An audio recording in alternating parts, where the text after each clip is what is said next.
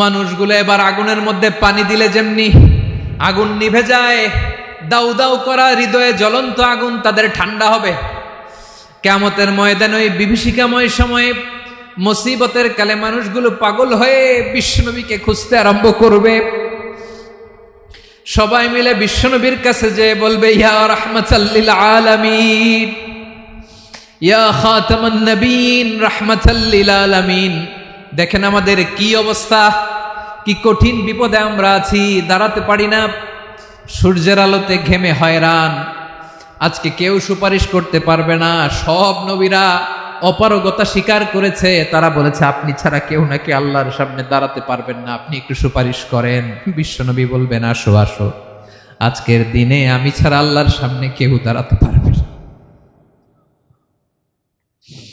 বিশ্বনবী মাকামে মাহমুদে যে আল্লাহু আকবার বলে সিজদায় লুটিয়ে পড়বেন। আল্লাহ রাব্বুল আলামিন বিশ্বনবীকে এমন কিছু চমৎকার শব্দ শিখাবেন, ওই শব্দগুলো দিয়ে আল্লাহর প্রশংসা করে বিশ্বনবী কাঁদতে আরম্ভ করবেন। বিশ্বনবী এমন ভাবে অজর দ্বারায় সিজদায় লুটিয়ে পড়ে কাঁদবেন, রব্বুল আলামিনের রহমতের দরিয়ায় জোশ লেগে যাবে।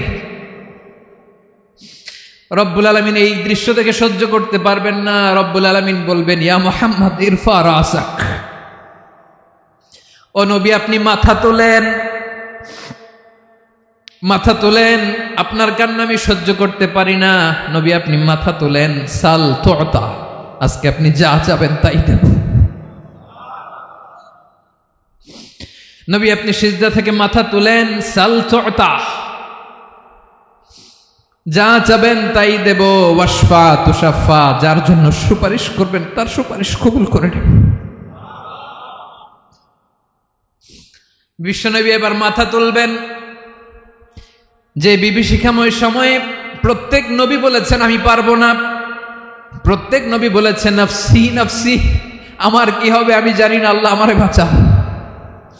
প্রতিটি নবী বলবে নফসি নফসি, আল্লাহ তুমি আমারে বাঁচাও, আমারে বাঁচাও। বিশ্বনবী মাথা তুলবেন, তুলে বলবেন রব্বি হাবলি উম্মতি, আল্লাহ তুমি আমার গুনাহগার উম্মতকে বাঁচাও। এই দুনিয়ার বুকে রব্বুল আলামিন সব নবীকে একটা করে দাওয়া মুস্তাজাবা দিয়েছেন, মানে যে দোয়া করলে কবুল হয়ে যায় সাথে সাথেই। দাও বিহা, দুনিয়ার সব নবীরা ওই দোয়াটা দুনিয়ায় করে ফেলেছে।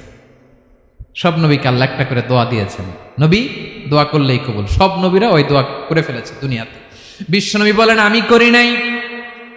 ওয়া ইন্নী আখতাবিউ দাওয়াতি শাফাআতান লি উম্মতি ইয়াউমাল কিয়ামাহ, আমার ওই স্পেশাল দোয়াটা আমি দুনিয়ার বুকে কঠিন বিপদে পড়েও কোনোদিন করি নাই। আমি আমার স্পেশাল দোয়াটা কিয়ামতের দিন আমার গুনাহগার উম্মতকে সুপারিশের জন্য রেখে দিয়েছি।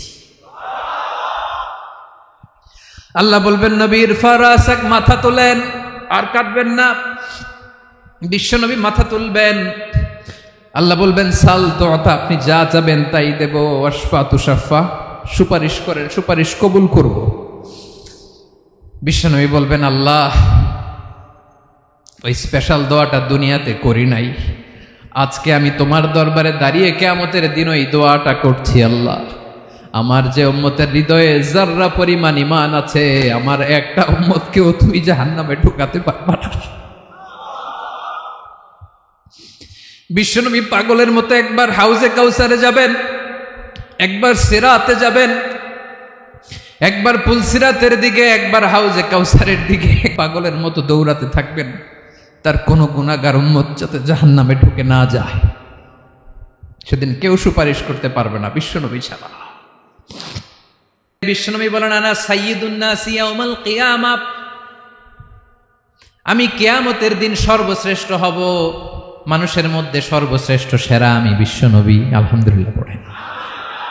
বিশ্বনবী বলেন সেদিনটা বড্ড ভয়ঙ্কর, সেদিন কেউ কারো কোনো উপকারে আসবে না, বন্ধু বন্ধুর কাজে আসবে না, স্ত্রী স্বামীর উপকারে আসবে না, স্বামী স্ত্রীর উপকারে আসবে না, পীর সাহেব মুরিদরে বাঁচাতে পারবে না, মুরিদ পীর সাহেবরে বাঁচাতে পারবে না, নেতা কর্মীর পরিচয় দিবে না, কর্মী নেতার পরিচয় দিবে না, ভাই বোনকে চিনবে না, বোন ভাইকে চিনবে না, বাবা তার সন্তানকে চিনবে না, মেয়েকে দেখে মা দৌড়ে দৌড়ে পালাবে, বড্ড ভয়ঙ্কর দিন।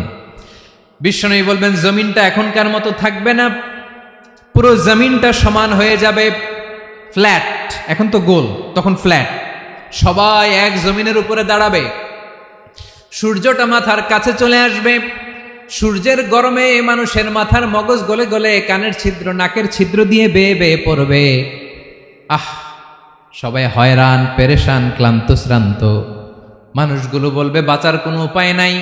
50,000 বছর মানুষ এরকম দৌড়াবে, চিৎকার করবে, কাঁদবে, বাঁচার কোনো উপায় নাই। সবাই বলবে আল্লাহ যদি বিচারটা শুরু করতো, যা হবার হবে, আগে বিচার শুরু করুক। বিচারই শুরু হয় না, বিচার শুরু হইতেই 50,000 বছর। আল্লাহ, 50,000 বছর, 5,000, 15,000 না, 50,000 বছর এরকম যাবে। মানুষগুলো কাঁদতে কাঁদতে বলবে চলো আমরা আদম আলাইহিস সালামের কাছে যাই, যেন আল্লাহর যে সুপারিশ করে, আল্লাহ আপনি বিচার শুরু করেন। কিয়ামতের ময়দানে সবাই মিলে সাইয়েদনা আদম আলাইহিস সালামের কাছে যেয়ে বলবে ইয়া আবাল বাশার ইয়া আউয়ালাল আম্বিয়া, ও আদম নবী, আপনি দুনিয়ার বুকে প্রথম নবী। আল্লাহ নিজ হাতে আপনারে 60 হাত লম্বা করে বানিয়েছেন, আপনার সম্মানে ফেরেশতাদেরকে সেজদা দিতে বলেছেন। দুনিয়ার প্রথম নবী, প্রথম মানুষ আপনি। আপনি আল্লাহর যে সুপারিশ করেন যেন আল্লাহ বিচার শুরু করে। আদম আলাইহিস সালাম বলবেন আমি পারবো না, কারণ আল্লাহ আমাকে একটা নিষিদ্ধ গাছের কাছে যেতে নিষেধ করেছিল, আমি ভুল করে এই গাছের ফল খেয়েছি। নাফসি নাফসি, আজকে আমার কি হবে আমি জানি না, আমি বড় লজ্জিত। আমারে যদি আল্লাহ জিজ্ঞেস করে কেন খাইছিলাম, আমার কোনো উত্তর নাই। তোমারে বাঁচামো কেমনে আমি? নবীরা থার করে কাঁপবে সেদিন। আদম আলাইহিস সালাম বলবেন আমি পারবো না, মাফ করো আমাকে, আমি পারবো না। ওই যে ভুল করে গন্ধম খেয়ে ফেলেছি, নিষিদ্ধ গাছের ফল খেয়ে ফেলেছে, আমি বড় লজ্জিত, অনুতপ্ত, আমি পারবো না। আজকে আল্লাহ এত রাগান্বিত হয়েছে, আগে কখনো আল্লাহ এত রাগান্বিত হয় নাই, ভবিষ্যতেও আল্লাহ কখনো এত রাগান্বিত হবে না। আমি পারবো না। এক কাজ করো, তোমরা নূহ আলাইহিস সালামের কাছে যাও। কোন নবী? লোকেরা এবার পাগলের মতো দৌড়াতে দৌড়াতে আল্লাহর নবী নূহ আলাইহিস সালামের কাছে যেয়ে বলবে ইয়া নবী আল্লাহ নূহ, আনতা আউয়ালুর রুসুলি ফিল আরদ, আপনি জমিনে প্রথম রাসূল। আদম আলাইহিস সালাম নবী ছিলেন, রাসূল ছিলেন না। এই দুনিয়ার বুকে প্রথম রাসূল ছিলেন আল্লাহর নবী নূহ আলাইহিস সালাম। সবাই বলবে ও নবী আল্লাহ নূহ, রাসূল আল্লাহ নূহ, আল্লাহ আপনাকে আবদান শাকুরা, শুকর গুজার বান্দা বলে কোরআনে বলেছে। কোরআনে নূহ আলাইহিস সালামের নামেও সূরা আছে না নাই? আপনি আল্লাহর প্রিয় বান্দা, প্রিয় রাসূল। দেখেন আমাদের কি দশা, ঘামতে ঘামতে শেষ। জমিনটা তামার জমিন, সূর্যটা মাথার কাছে, কি করবো আর পারি না, ঘামতে ঘামতে আর কত ঘামবো, কত দাঁড়িয়ে থাকবো। আল্লাহরে যে বলেন বিচার যেন শুরু করে। নূহ আলাইহিস সালাম বলবেন আমিও পারবো না, আমিও পারবো না। আমি আমার ছেলের জন্য এক কথা বলে ভুল করে ফেলছি। যখন মহাপ্লাবন হবে আমি বললাম আল্লাহ আমার কলিজার টুকরা সন্তান রে বাঁচান। আল্লাহ বললেন ও নূহ, সে তোমার সন্তান না, কারণ সে ঈমান আনে নাই, সে পাহাড়ের উপর দাঁড়িয়েছে, দেখি কেমনে সে বাঁচে। ওই যে আমি একটা না বুঝে আবদার করেছি, আল্লাহ আমার উপর রেগে গিয়েছিলেন। আজকে আল্লাহ ওই ব্যাপারে যদি আমারে প্রশ্ন করে, আমার কোনো জবাব নাই, আমি পারবো না, মাফ করো। তোমরা সবাই মিলে আল্লাহর খালিল ইব্রাহিম আলাইহিস সালামের কাছে যাও। লোকগুলো পাগলের মতো খুঁজতে আরম্ভ করবে, অযুত লক্ষ নিযুত কোটি মানুষের ভিড়ে আল্লাহর খালিল ইব্রাহিমকে যেয়ে বলবে ইয়া খালিলুল্লাহ, ও আল্লাহর খালিল, আল্লাহ আপনাকে বড্ড ভালোবেসেছেন, আপনি কাবা বানিয়েছেন, আল্লাহ আপনাকে বড্ড পছন্দ করেন। দেখেন আমাদের কি অবস্থা। আপনি যে আল্লাহর কাছে সুপারিশ করেন যেন আল্লাহ আজকে বিচার শুরু করে। আল্লাহর নবী ইব্রাহিম বলবেন আমিও পারবো না, আমি আমার জীবদ্দশায় 3টা মিথ্যা বলেছি। কয়টা? আসলে মিথ্যা না, একটু টুইস্ট করে কৌশল করে কথা বলেছিলেন, ওইটাকে হাদিসে মিথ্যা বলা হয়েছে। আমি জীবনে 3টা মিথ্যা বলেছি, জীবন বাঁচানোর তাগিদে কৌশল করে 3টা কথা বলেছি। আজকের এই কঠিন ময়দানে আল্লাহ যদি ওই 3টা কথার ব্যাপারে জিজ্ঞেস করে, লজ্জায় আমি মাথা দেখাতে পারবো না, আমিও পারবো না, আমিও পারবো না। আজকে আল্লাহ এত রেগে আছে, আগে কখনো এত রাগে নাই, পরেও রাখবে না।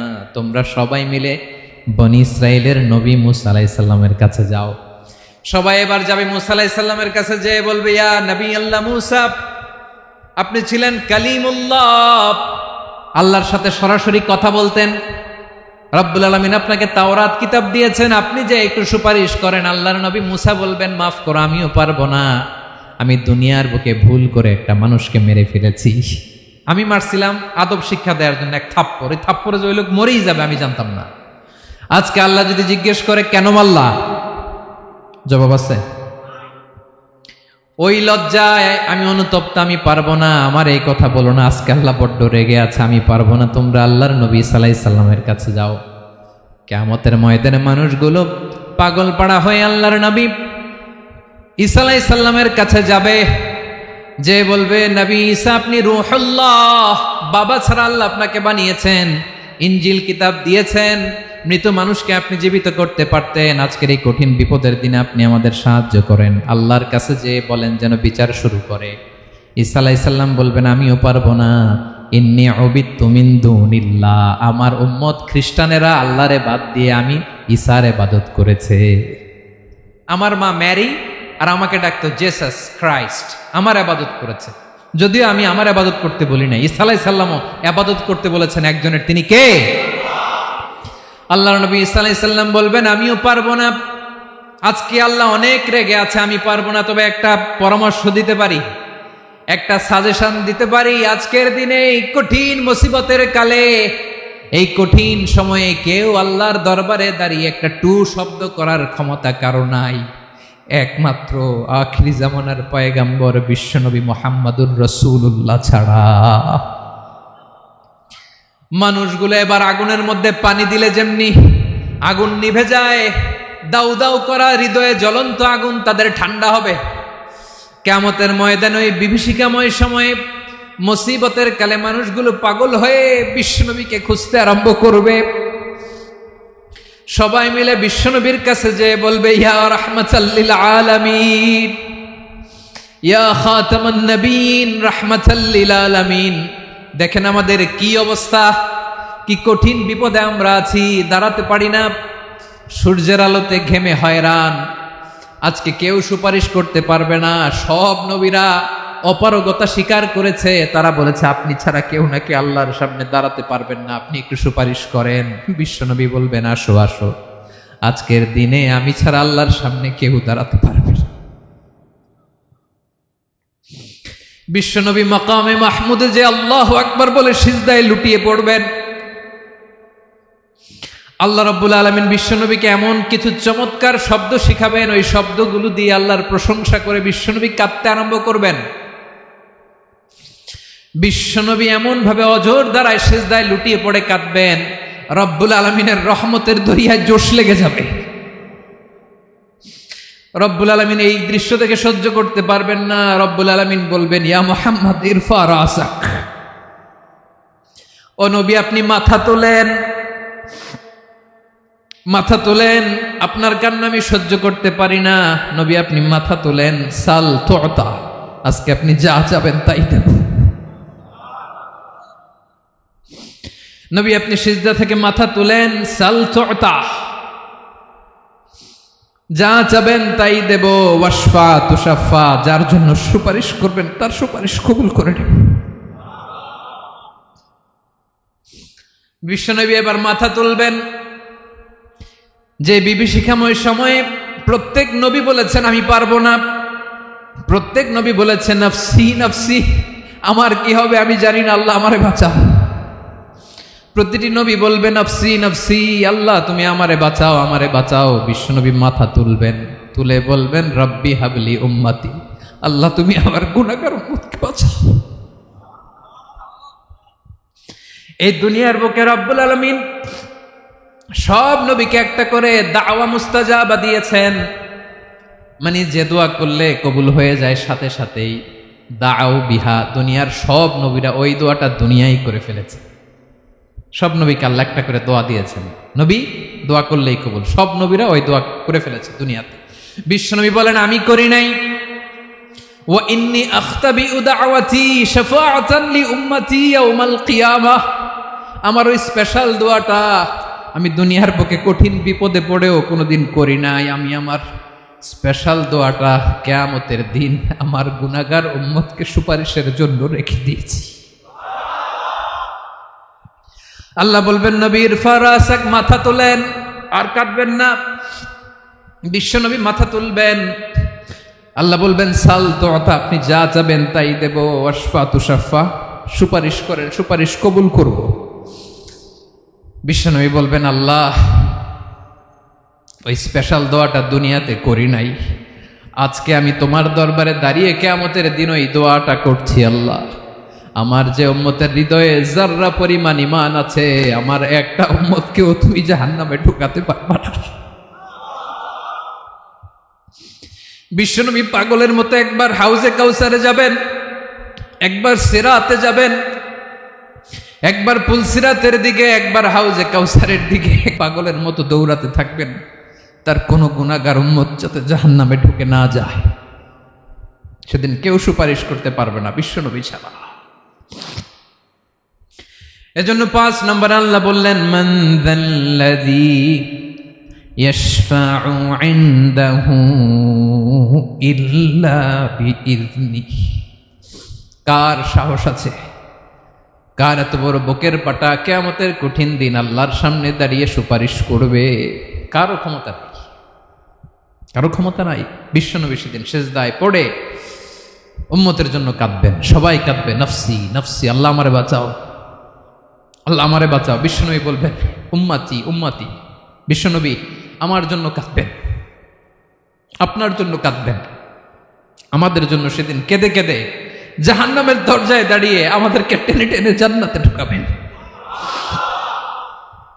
এজন্য এই বিশ্বনবীর ভালোবাসা যেন আমাদের হৃদয়ে ভরপুর থাকে। আমার ভাইয়েরা, প্রতি শুক্রবার বিশ্বনবীর উপরে বেশি বেশি যেন আমরা দুরূদ পড়ি। আমরা যখন বিশ্বনবীর সালাম দেই, দুরূদ পড়ি,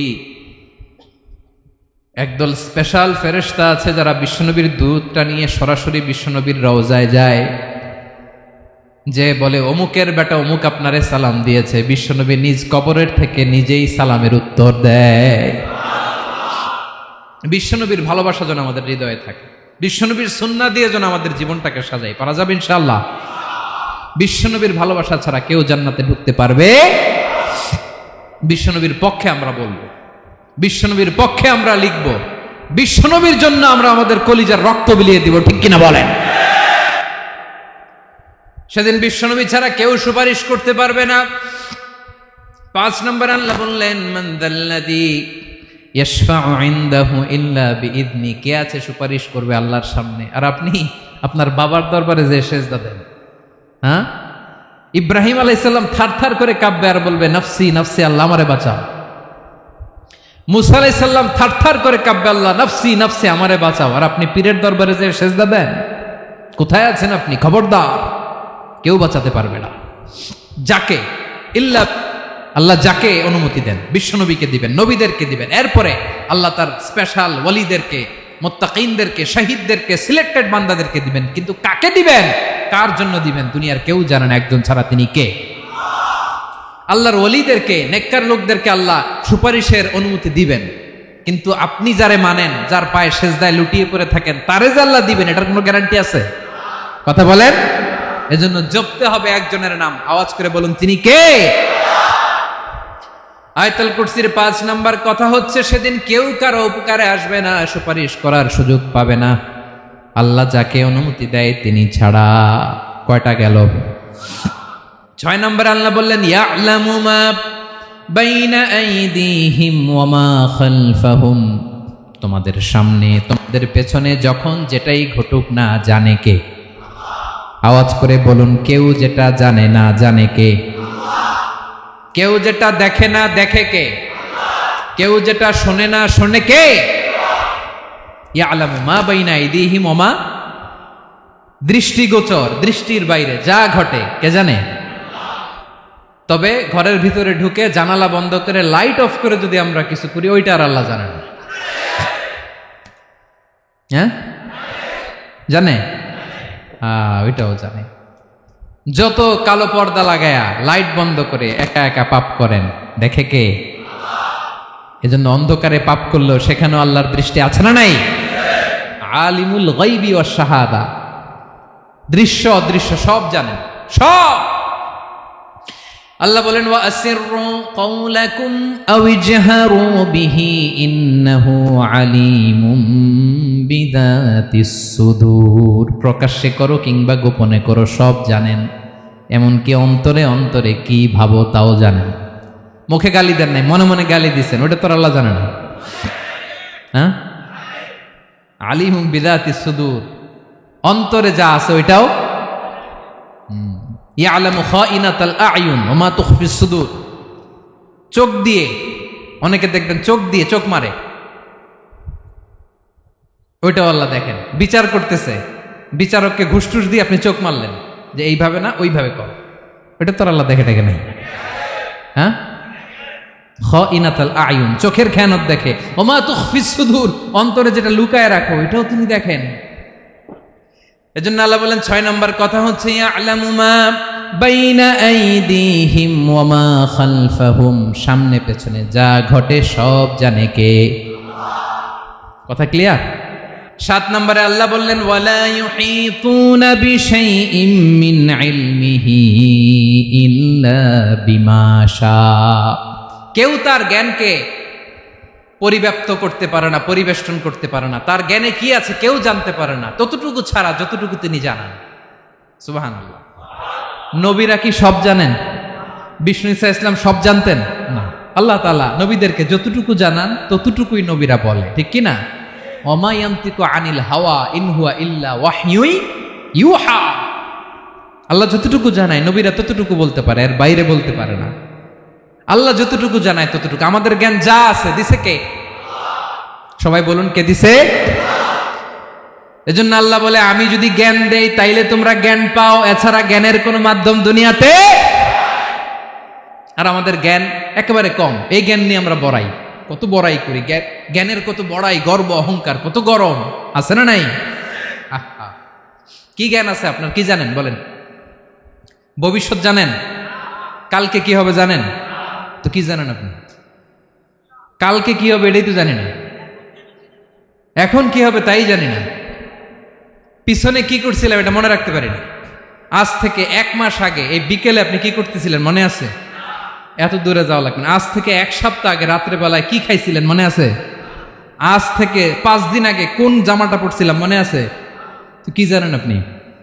কিছুই না। আমাদের জ্ঞানকে আল্লাহ বলেছেন কালিল। কি বলেছেন?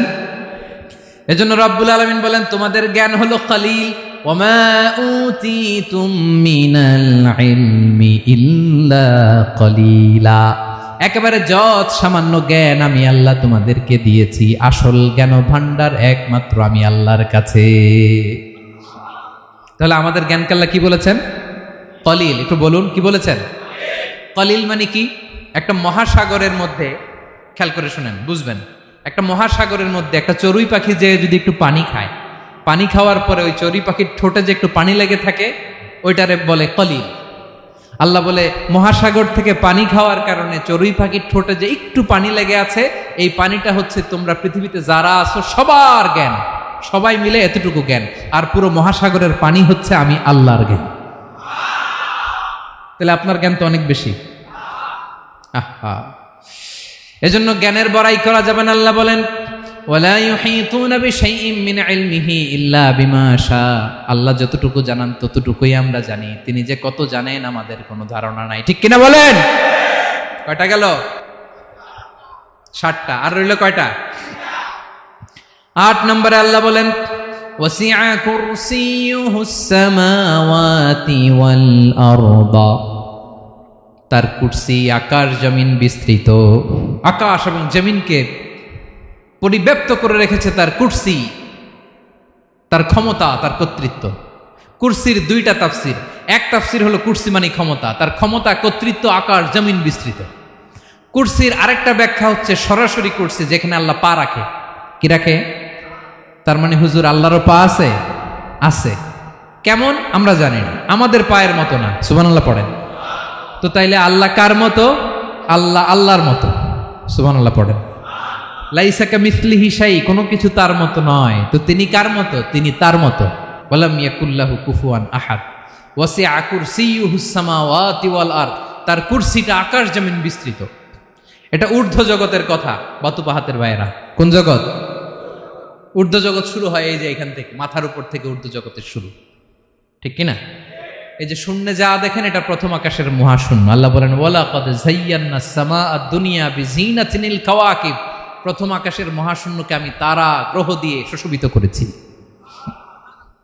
আমাদের পৃথিবীর চাইতে অনেক বড় গ্রহ আছে, যেমন সূর্য পৃথিবীর চেয়ে 13 লক্ষ গুণ বড়। কয় গুণ? 13 গুণ, 1300 গুণ, 13,000 গুণ। কত গুণ? আরো জোরে কত গুণ? চিন্তা করছেন পৃথিবীটা কত বড়, আর সূর্য নাকি পৃথিবীর চেয়ে? তার মানে সূর্যই কি সবচেয়ে বড়? না, সূর্যের চেয়ে কোটি কোটি গুণ বড় তারা আছে। এরকম কোটি কোটি তারা নিয়ে আমাদের গ্যালাক্সি মিল্কি ওয়ে, এরকম কোটি কোটি গ্যালাক্সি আছে প্রথম আকাশের মহাশূন্যের মধ্যেই। এরপরে দ্বিতীয় আকাশ। এই দ্বিতীয় আকাশটা প্রথম আকাশের তুলনায় কত বড়? বিশ্বনবী বলেন তোমার হাতের আংটি যদি মরুভূমির মাঝখানে ফেলে দাও, পুরো মরুভূমির তুলনায় তোমার হাতের আংটি যত ছোট, দ্বিতীয় আসমানের তুলনায় প্রথম আসমানটা ঠিক তত ছোট। তৃতীয় আসমান আবার এরকম, ওইটার তুলনায় দ্বিতীয় আসমানটা একটা আংটির সমান।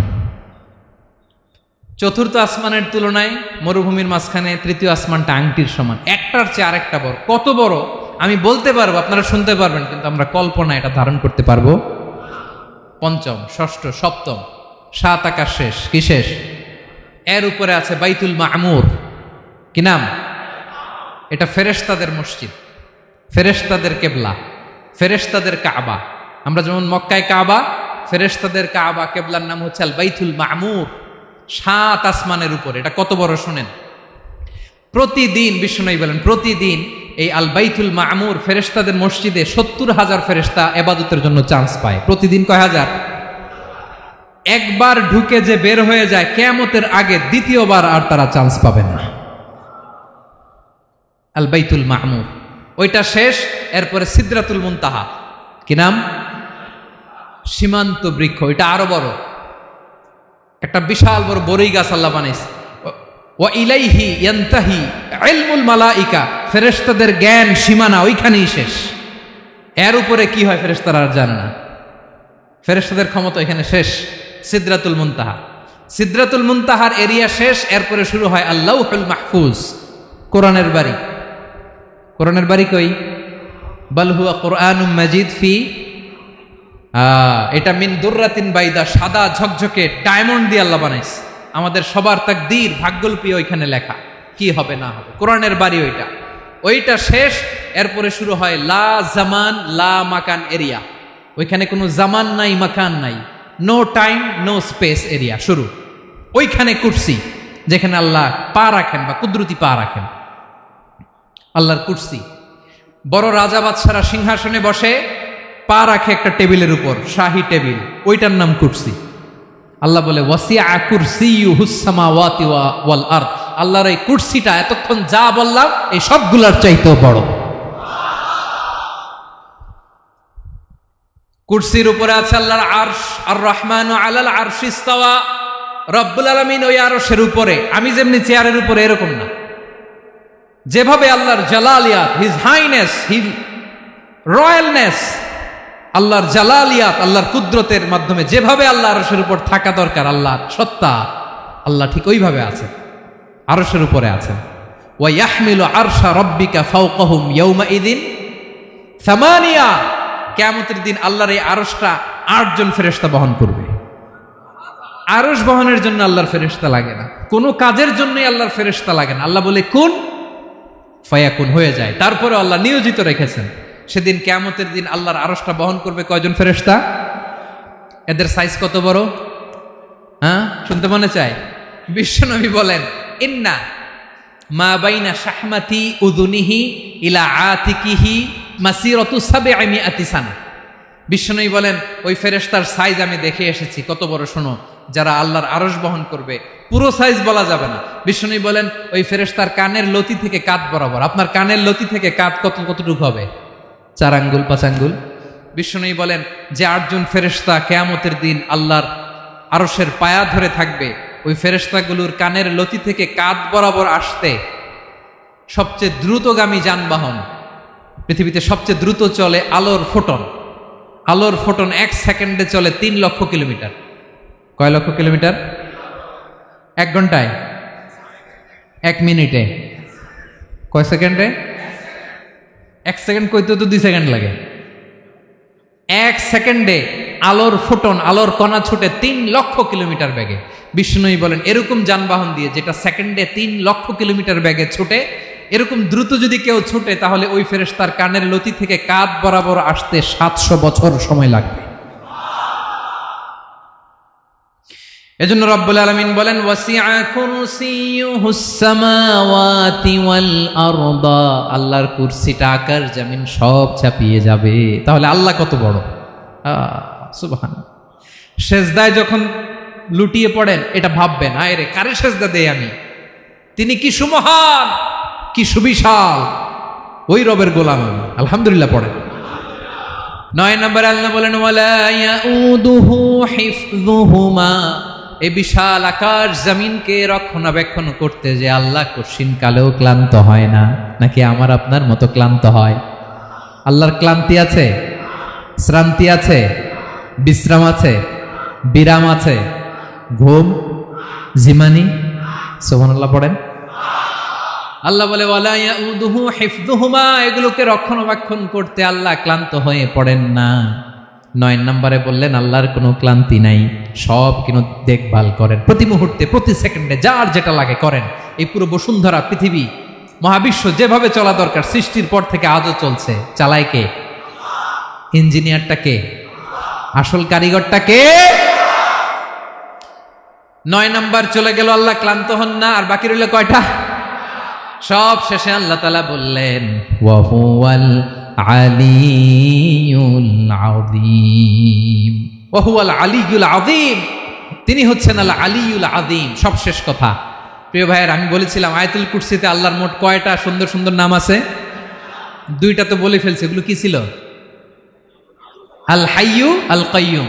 এবার সব শেষে 3 আর 4 নাম্বারটা আসছে। এটা কি? একটা আল আলী আর একটা আযীম।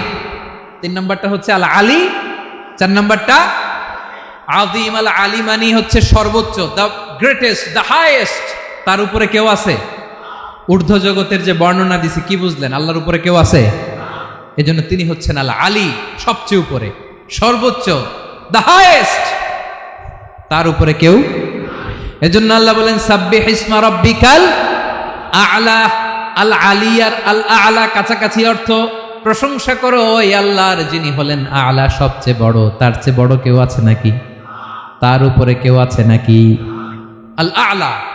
এজন্য আমরা যখন সিজদায় লুটিয়ে পড়ি, আমরা যখন সবচেয়ে নিচে যাই, আমরা বলি আল্লাহ তুমি সবচেয়ে উপরে।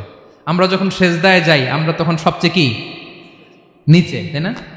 এর চেয়ে নিচে আর মানুষের সবচাইতে দামি অঙ্গ কপালটারে মাটিতে ঘষি, আমি সবচেয়ে নিচে, আর আমি বলি সুবহানা রাব্বিয়াল, আহা সুবহান রাব্বিয়াল আ'লা। আল্লাহ তুমি সবচেয়ে উপরে, আমি সবচেয়ে নিচে, কিন্তু তুমি সবচেয়ে উপরে। সুবহানাল্লাহ পড়ে।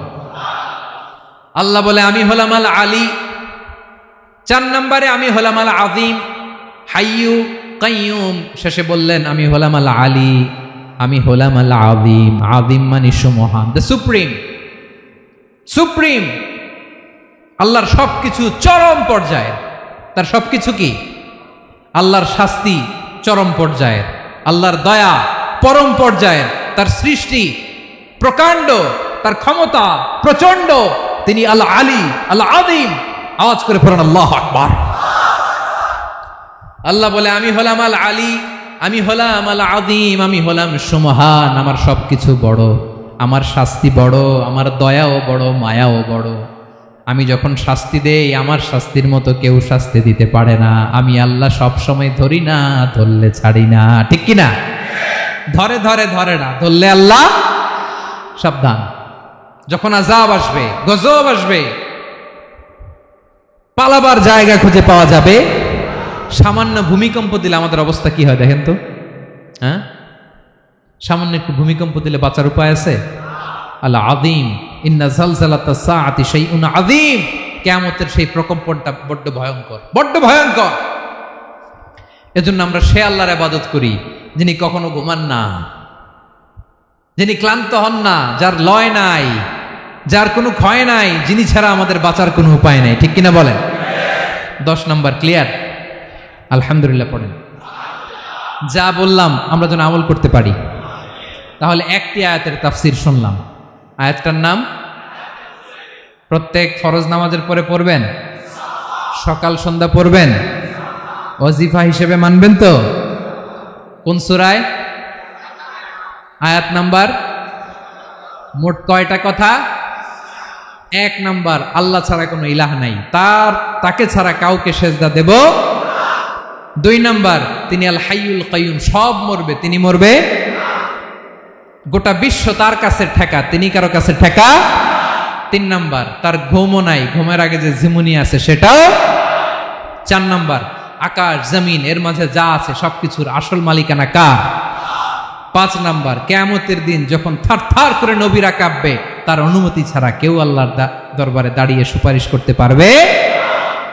5 নাম্বার, আমাদের সামনে পেছনে উপরে নিচে প্রকাশ্যে গোপনে যা ঘটে কেউ দেখে না, দেখে কে? কেউ জানে না, জানে কে? আল্লাহর জ্ঞানের বাইরে নতুন করে কেউ জ্ঞান প্রডিউস করতে পারে না। তিনি যতটুকু জানায় ততটুকুই জানি, তিনি না জানালে জানানোর সাধ্য কারো। তার কুরসি, তার কর্তৃত্ব ক্ষমতা আকাশ জমিনকে বিস্তৃত করে আছে, ঠিক কিনা বলেন?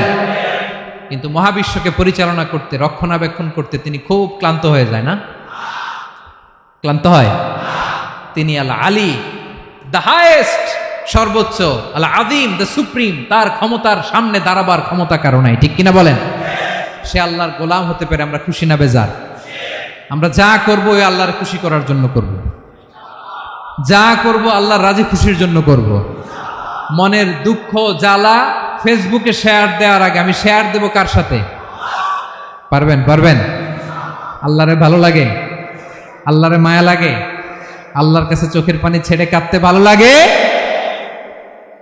আল্লাহর কাছে বলেন, ইদা সাআলতা ফাসআলিল্লাহ, বিষ্ণু বললেন যখন চাইবে আল্লাহর কাছে চাইবে। ওয়া ইদা ইসতাআনতা ফাসতাইন বিল্লাহ, সাহায্য করার মালিক একজন, তিনি কে? আল্লাহ তাআলা আমাদের সবাইকে কথাগুলো বোঝার আমল করার তৌফিক দান করুক। হাযা মা ইনদি ওয়াল ইলমু ইনদাল্লাহ আলাইহি তাওয়াক্কালতু ওয়া ইলাইহি উনীব। আসসালামু আলাইকুম ওয়া রাহমাতুল্লাহ।